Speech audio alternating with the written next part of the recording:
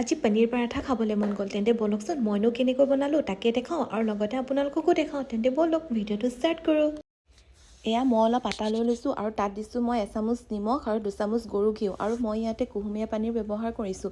আটাটো মঠোতে এটা কথা মন কৰিব লাগে যে ডৌটো যাতে ঢিলা হয়।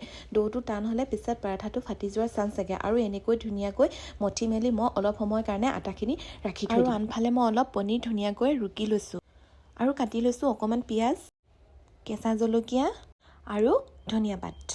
এই গোটেইখিনি কাটি মই পনীৰখিনিৰ সৈতে মিক্স কৰি লৈছোঁ। তাৰপিছত মই ইয়াতে দিছোঁ অকণমান নিমখ, হালধি, ৰেড চিলি পাউডাৰ, জিৰা পাউডাৰ আৰু জালুকৰ গুড়ি আৰু অকণমান মই তাত দিছোঁ গোটা জিৰা আৰু একেবাৰে শেষত মই দিছোঁ কেইটামান আজৱাইন। আৰু ইয়াৰ পিছত মই আটাখিনিত অলপমান ময়দা লগাই ইয়াৰ ভিতৰত পনীৰৰ মিশ্ৰণখিনি দি ধুনীয়াকৈ বেলি লৈছোঁ। আৰু এখন পেনত মই অলপমান বাটাৰ দি লৈছোঁ। পৰাঠাখন বনাবলৈ মই বাটাৰেই ইউজ কৰিছোঁ। আপোনালোকে ইচ্ছা কৰিলে ৰিফাইন বা গৰু ঘিউ দিব পাৰে দেই, যাৰ যিটো প্ৰিয় বাৰু। আৰু এয়া মোৰ পৰাঠা ৰেডি। এনেকৈ গৰম গৰম পৰাঠা খাই কোনে কোনে ভাল পায় বাৰু? মই কিন্তু বিৰাট ভাল পাওঁ দেই, আৰু ভাইটিও খাই ভাল পালে।